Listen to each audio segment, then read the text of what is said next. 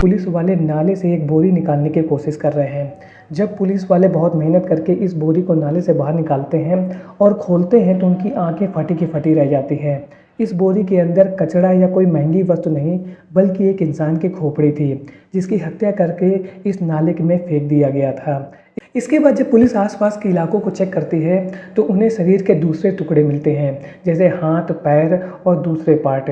इनको मिलने के बाद में पुलिस के साथ साथ जो आसपास के लोग होते हैं वो सहम जाते हैं। अब पुलिस के सामने एक बड़ी चुनौती यह थी कि यह कौन व्यक्ति था जिसके शरीर के टुकड़े करके शहर के अलग अलग जगह पर फेंक दिया गया था।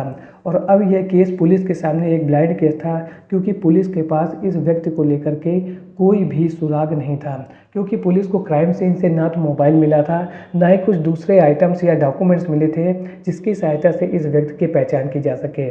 तभी पुलिस की नज़र उस व्यक्ति के हाथ पर पड़ती है जहां पर उसका नाम गुदा हुआ था, यानी कि उसके हाथ पर उसके नाम का टैटू बना हुआ था, और जिसके आधार पर पुलिस उसको पहचानती है, और उस व्यक्ति का नाम था सचिन।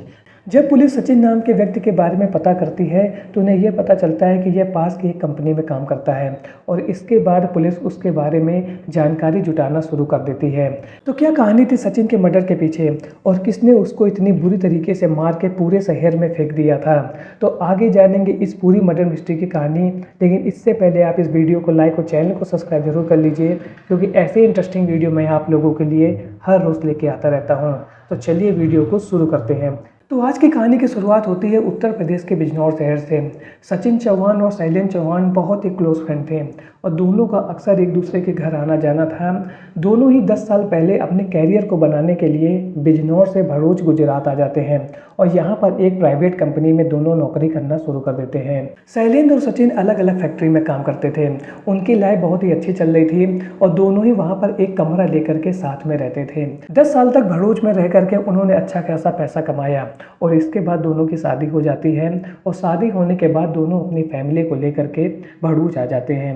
लेकिन गुजरात जैसे शहर में ज़्यादा महंगाई होने की वजह से अलग अलग घर ले करके रहना बहुत ज़्यादा महंगा पड़ने वाला था। इस वजह से दोनों यही प्लान करते हैं कि ठीक है, हम अपनी फैमिली को लेकर के तो साथ आ गए हैं, अच्छा होगा कि हम दोनों क्लोज फ्रेंड भी हैं, हम एक अपार्टमेंट ले लेते हैं और वहाँ पर हम अपनी दोनों लोगों की फैमिली रख लेंगे। इससे हमारा खर्चा भी बच जाएगा और हमारी लाइफ भी अच्छे से चलती रहेगी। शैलेंद्र और सचिन बहुत ही क्लोज फ्रेंड थे, इस वजह से उनके बीच में इस प्रकार के जो डिसीजन होते थे उनको लेकर के किसी भी तरीके की दिक्कत नहीं आती थी। और इसके बाद सचिन और शैलेंद्र अपनी फैमिली को लेकर के भरूच आ जाते हैं और एक ही अपार्टमेंट में रहना शुरू कर देते हैं। कुछ दिनों तक उस अपार्टमेंट में साथ रहने के बाद सचिन के दिमाग में एक खुराफात सोचती है, और वह गलती से कहें या जानबूझ करके कहें, एक रोज़ शैलेंद्र की वाइफ जब बाथरूम में नहा रही थी तो उसकी असली वीडियो बना लेता है और उसकी फ़ोटो खींच लेता है।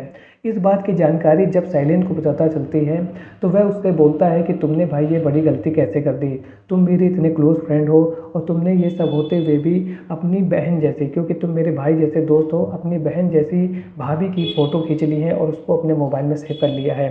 इसके बाद शैलेंद्र सचिन से कहता है कि तुमने यदि गलती की है तो तुम अब इन सब वीडियो को डिलीट कर दो, नहीं तो ये बात अच्छी नहीं है, और हो सकता है कि ये सब वीडियो यदि मेरी वाइफ देख ले तो वो तुमको जो अपना भाई मानती है वो तुम्हारे बारे में क्या सोचेगी। लेकिन सचिन शैलेंद्र की बातों को हंसी में टाल देता है और उसको ये लगता है कि उसकी वाइफ की यदि मैंने फ़ोटो खींच ली है तो मैं किसी को दिखाने वाला तो नहीं हूँ, मेरे पास ही रहेंगे, मैं किसी को थोड़ा दिखाऊंगा। ऐसी बात सोच करके वह उसकी फ़ोटो को डिलीट नहीं करता है, और यहाँ से सचिन और शैलेंद्र के बीच में जो एक क्लोज दोस्ती थी, जो एक फ्रेंडशिप थी, वो धीरे धीरे से लड़ाई झगड़े में तब्दील होने लगती है। शैलेंद्र अक्सर सचिन से यही कहता था कि भाई तुम्हारे मोबाइल में जो धोखे से भी यदि तुमने फ़ोटो खींची है उनको डिलीट कर दो, नहीं तो इसका आगे चल करके परिणाम अच्छा नहीं होगा। यदि कोई दूसरा व्यक्ति इन सब वीडियो को देख लेगा तो मेरी और मेरी फैमिली की बहुत ज़्यादा बेइज्जती हो जाएगी। लेकिन इतना बार बार कहने के बाद भी सचिन उसकी बातों पर ध्यान नहीं देता था। इसी बीच एक रोज़ शैलेंद्र सचिन से यह कहता है कि भाई मुझे बहुत ज़्यादा पैसों की ज़रूरत है, लगभग 4-5 लाख रुपए की ज़रूरत है, और यदि तुम ये पैसे मेरे लिए जुगाड़ कर दो तो मेरी बहुत ज़्यादा हेल्प हो जाएगी, क्योंकि मैंने कुछ पैसों का तो जुगाड़ कर लिया है और कुछ पैसे मुझे और चाहिए जो मुझे अपने घर पर भेजने हैं। और इसके बाद सचिन शैलेंद्र से यह कहता है ठीक है कि मेरे पास अभी तो 4-5 लाख रुपये नहीं हैं, लेकिन मैं तुम्हारे लिए लोन ले लेता हूँ और उसके बाद इस लोन की भरपाई मैं धीरे धीरे करता रहूँगा और तुम इसकी किस्तें चुकाते रहना। तो शैलेंद्र शैलेंद्र सचिन से यही कहता है कि ठीक है भाई, तुम अपने नाम से लोन ले लो और उसकी जो किस्त है उनको मैं चुकाता रहूँगा, इस प्रकार से मुझे कोई दिक्कत नहीं है, क्योंकि पहले ही मैंने अपने नाम से लोन लिया हुआ है और इसके बाद मैं फिर दोबारा लोन लूँगा तो हो सकता है कि बैंक मुझे लोन ना दे। तो इस बात पर सचिन शैलेंद्र के लिए 4 से 5 लाख रुपए बैंक से लोन ले लेता है। वो भी उसकी ज़रूरत के लिए होते हैं, लेकिन वो ये लोन अपने नाम पर भी ले लेता है। कुछ दिनों तक शैलेंद्र सचिन के द्वारा उसके लिए लोन की जो किस्त थी उसको टाइम से चुकाता रहता है, लेकिन कुछ दिनों के बाद वह इन किस्तों को चुकाना बंद कर देता है, जिसकी वजह से सचिन और शैलेंद्र के बीच में लड़ाई झगड़े शुरू हो जाते हैं। और अक्सर जब भी वो आपस में मिलते थे, उन पर थोड़ी देर के बाद सब बातें करने के बाद इस मसले पर लड़ाई झगड़े ज़रूर शुरू हो जाते थे, और जिसके बाद उनके बीच की जो दूरियां थीं वो लगातार बढ़ती जा रही थी। और यहाँ यही लग रहा था कि शायद शैलेंद्र अब उसके पैसों को चुकाना नहीं चाहता था। वो यही सोच रहा था कि जो पैसे सचिन ने मेरे लिए लिए हैं अब उसकी किस्त भी वही भरे और वही चुकाए, और इसी वजह से उसको जब भी मौका मिलता था तो वह लोन की किस्तों को चुकाता नहीं था। और ये शैलेंद्र की जो सबसे बड़ी गलती थी, लोन की किस्त न चुकाने वाले उन दोनों के बीच में लड़ाई झगड़े का कारण अक्सर बनती रहती थी। एक रोज सचिन की पत्नी पारुल, जो इस समय अपने घर पे रह रही थी, यानी कि वो भड़ूच में नहीं थी और अपने पैतृक निवास पर थी, वो वहाँ से उसको फ़ोन करती है। और उसका फ़ोन करने का रीज़न यही था कि वह चाहती थी कि तुम मेरा रिजर्वेशन करा दो, जिसकी वजह से मैं बिजनौर से तुम्हारे पास भड़ूच आ जाऊँ। और इसके लिए वो लगातार सचिन को फ़ोन कर रही थी, लेकिन सचिन का फ़ोन नहीं लग रहा था। जब सचिन का फ़ोन नहीं लगता है तो वह उसके दोस्तों और आसपास के लोगों को कॉल करती है कि भाई सचिन कहाँ पर है, मैं उससे बातचीत करना चाहती हूँ लेकिन उससे मेरी बात नहीं हो पा रही है। सचिन की पत्नी पारुल ये सब बातें सचिन के भाई मोहित को बताती है और उससे कहती है कि मैं तुम्हारे भाई को लगातार कॉल कर रही हूँ लेकिन उसकी कॉल नहीं लग रही है और ना ही वह फ़ोन रिसीव कर रहा है। पता नहीं क्या बात हो गई है, वो फ़ोन ही नहीं रिसीव कर रहे हैं।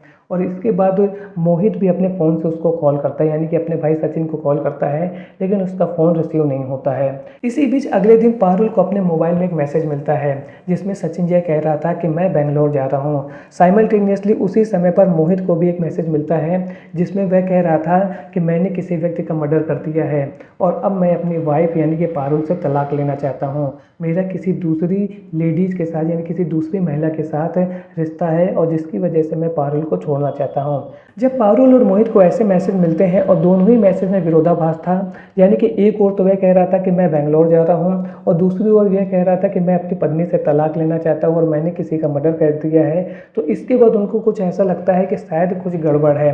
और इसके बाद वो लोग बिना देरी किए हुए पारुल और मोहित सीधे पहुंच जाते हैं भरूच। 28 मार्च को जब मोहित और उसकी पत्नी पारुल भरूच पहुंचते हैं तो वो सबसे पहले उसके दोस्त शैलेंद्र से मिलते हैं और उससे पूछते हैं कि भाई सचिन कहां पर चला गया है। तो वह कहता है कि मेरे से भी सचिन के बहुत दिन से बात नहीं हुई है, पता नहीं वो कहां पर चला गया है। और इसके बाद तीनों मिल करके थाने पहुंचते हैं और वहां पर सचिन की गुमशुदगी की रिपोर्ट दर्ज करा देते हैं। पुलिस वाले सचिन की वाइफ पारुल और उसके भाई मोहित से यह कहते हैं कि ठीक है, हमने उसकी गुमशुदगी की रिपोर्ट दर्ज कर ली है और अब हम उसको ढूंढना शुरू कर देंगे। और इसी बीच अगले दिन 29 मार्च को पुलिस को नाले के पास एक बोरी मिलने की खबर मिलती है। जब पुलिस वाले उस जगह पहुंचते हैं और बोरी को पानी से बाहर निकाल करके उसको खोलते हैं तो उनकी आंखें फटी की फटी रह जाती हैं। उसके अंदर किसी व्यक्ति का सर मिला हुआ था और जिसके बाद वे जब आसपास के दूसरे इलाकों को चेक करते हैं तो शरीर के दूसरे टुकड़े जैसे हाथ, पैर और दूसरे पार्ट मिल जाते हैं। इसके बाद जब पुलिस वाले वहां पर मिले हुए अंगों को चेक करते हैं तो एक हाथ में सचिन नाम का टैटू बना हुआ था। इसके बाद पुलिस वाले तुरंत पारुल को फ़ोन करते हैं और उसको क्राइम सीन पर बुलाते हैं और उससे बोलते हैं कि तुम यहाँ पर आ जाओ और चेक करो कि यह हाथ हमें मिला है कटा हुआ और इसमें सचिन नाम गुदा हुआ है। क्या तुम यह कंफर्म करके बता सकती हो कि यह जो हाथ पर नाम गुदा हुआ है यह सचिन का ही है या किसी और का है। इसके बाद पारुल वहाँ पर पहुँचती है और जब वह उसके हाथ को देखती है तो वह वहाँ पर रोने लगती है और घसका के गिर जाती है। वह यह कंफर्म कर देती है कि यह कटा हुआ हाथ सचिन का ही है।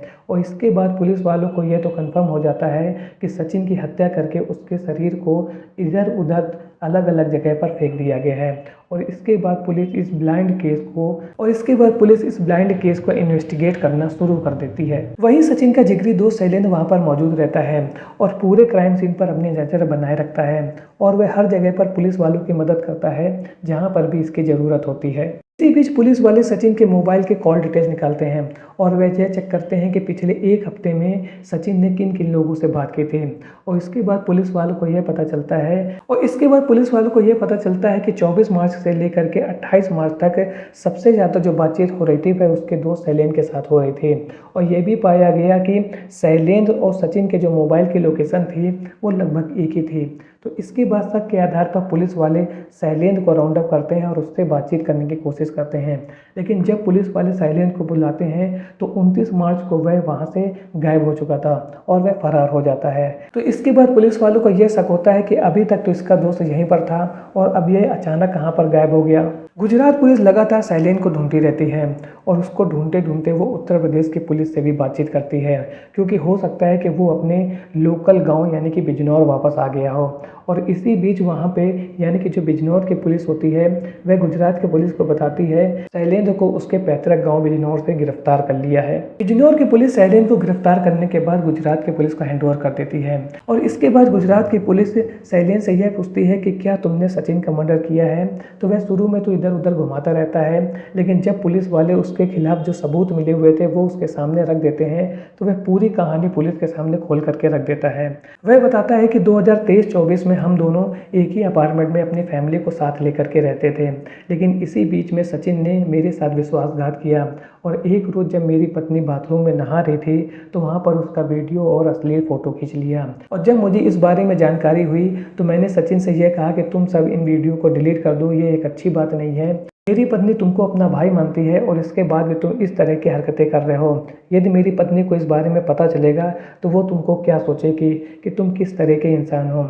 लेकिन जो सचिन था उसको इन बातों से कोई भी फर्क नहीं पड़ रहा था। वो लगातार मेरे कहने के बावजूद भी इन सब वीडियो और फोटोज़ को डिलीट नहीं कर रहा था। शैलेंद्र ने पुलिस को आगे यह भी बताया कि सचिन ने मेरे लिए 4 से 5 लाख रुपए का लोन ले रखा था, जिसकी किस्तें मैं चुका नहीं रहा था। मैं यही कोशिश कर रहा था कि इन किस्तों को सचिन पे कर दें जिससे मैं बच जाऊं और इस वजह से हमारे बीच में अक्सर लड़ाई होती रहती थी। एक रोज़ यानी कि 24 मार्च का दिन था और उस दिन मैं और सचिन अपने अपार्टमेंट में मिलते हैं, यानी कि जहाँ पर वो लोग रहते थे वहाँ पर मिलते हैं और हमारे बीच में नॉर्मल बातचीत होती रहती है। और इसी बीच हमारे बीच में किस्तों को लेकर के एक बार फिर से झगड़ा शुरू हो जाता है। झगड़ा हमारे बीच में इतना ज़्यादा बढ़ जाता है कि मैं किचन में जाता हूँ और वहाँ से सब्जी वाली जो चाकू होती है उससे सचिन के ऊपर वार कर देता हूँ। वार इतना खतरनाक था जिसकी वजह से सचिन की ऑन द स्पॉट डेथ हो जाती है। उसकी डेथ होने के बाद में मैं यही सोचने लगता हूँ कि अब मैं इसकी बॉडी का क्या करूँ। इसके बाद मैंने एक प्लान बनाया और मैं बाज़ार जाता हूँ और वहाँ से मैं लेडीज़ का गाउन, काटने का सामान और बहुत सारी पॉलीथीन बैग लेके आता हूँ। इसके बाद वह अपने अपार्टमेंट वापस आता है जहाँ पर वह सचिन के बॉडी के टुकड़े करता है और उनको पॉलीथीन बैग में पैक कर देता है। फिर वह एक लेडीज़ का गेटअप लेता है जिससे उसको कोई पहचान ना सके। वह लेडीज़ का गाउन पहन लेता है और अपने चेहरे को दुपट्टे से अच्छी तरीके से ढक देता है और इसके बाद सचिन की गाड़ी को ले करके अलग अलग जगह पर उसके टुकड़ों को फेंक देता है, जिनको 29 मार्च को पुलिस ने अलग अलग जगह से रिकवर किया था। पुलिस शैलेंद्र की बातों को रिकॉर्ड करती है और इन बातों को कंफर्म करने के लिए वह सचिन की पत्नी पारुल से मिलती है और उनसे यह कंफर्म करती है कि क्या सचिन ने वाकई 4 से 5 लाख रुपए का लोन लिया था शैलेंद्र ने।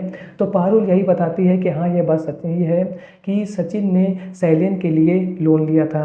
पुलिस शैलेंद्र को उसके द्वारा दिए गए बयान के बाद गिरफ्तार कर लेती है और इसके बाद उसकी निशानदेही पर उसके द्वारा जो भी औजार यूज़ किए गए थे और जो भी उसके कपड़े उसने इस कांड को करने में यूज़ किए थे उनको रिकवर करने की कोशिश कर रही है। तो आज की वीडियो से हमें यही सबक मिलता है कि रिश्तों में हमें ईमानदारी को मेंटेन रखना चाहिए। हमें हमेशा यही कोशिश करनी चाहिए कि हमारे जो रिश्ते हैं वो एक शुद्धता की कसौटी पर हमेशा बने रहें और रिश्तों में किसी भी तरीके की आँच ना आने पाए। कोशिश यही रखनी चाहिए कि हमारे बीच में यदि कोई गलती हो रही है तो उनको टाइम से हमें सुधार लेना चाहिए, क्योंकि यदि गलती को टाइम से सुधारा नहीं गया तो उसके हर भविष्य में ऐसे ही होते नजर आते हैं। आज का वीडियो आपको कैसा लगा कमेंट सेक्शन में ज़रूर बताएं। मिलता हूँ ऐसे एक और नए इंटरेस्टिंग वीडियो में, तब तक के लिए थैंक्स फॉर वॉचिंग।